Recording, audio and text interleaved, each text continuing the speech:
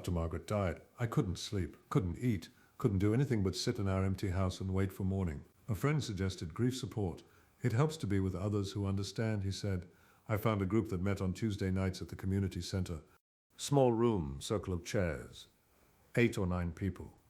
They welcomed me warmly. Too warmly, maybe. Like they'd been waiting for me. The facilitator was a soft-spoken woman named Eleanor. We're all here because we've lost someone, she said. Or because we've been lost ourselves. I thought it was a metaphor. It wasn't. The others shared their stories. A husband who died in a car crash.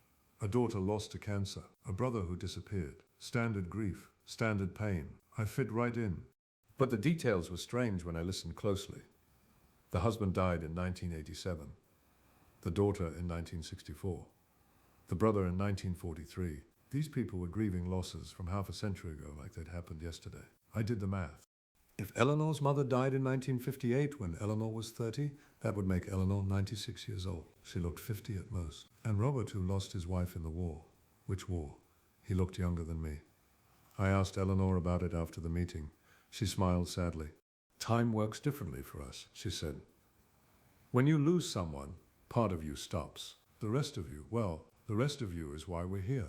I went back anyway. The group was the first place I'd felt less alone since Margaret, and they understood. Not just in an abstract way.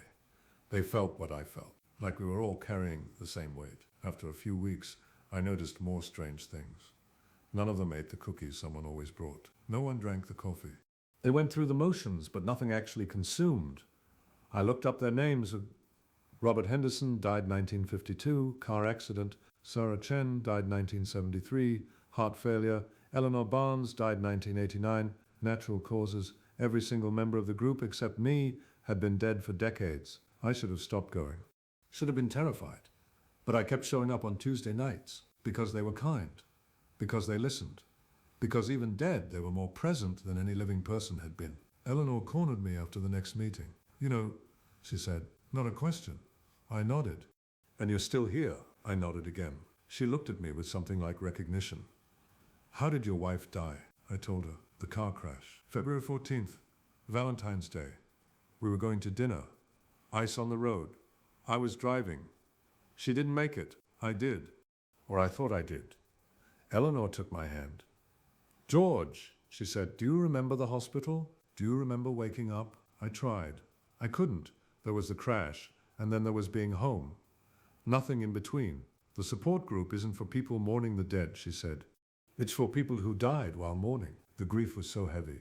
We didn't notice when we stopped living. We just kept going. I looked at my hands. Same hands I'd always had. Same rings. Same age spots.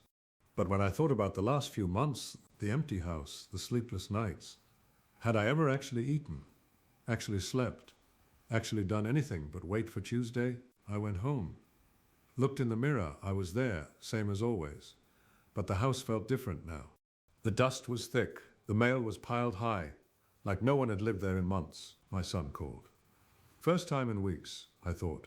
But when I answered, he was already crying. Dad, it's been 6 months. I keep calling, but you never answer. It's like you died with Mom. I realized I couldn't remember any of his calls. Couldn't remember anything except the crash and the support group and the empty house. Maybe I had died with Margaret. Maybe the support group was right. I went back to the group, told them what I'd found.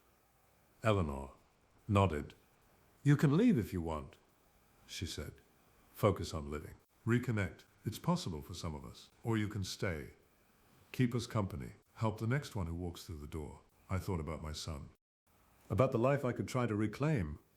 About the world of the living, where people ate and slept and didn't understand what it meant to carry grief beyond the grave. And I thought about Tuesday nights. About the only people who really understood.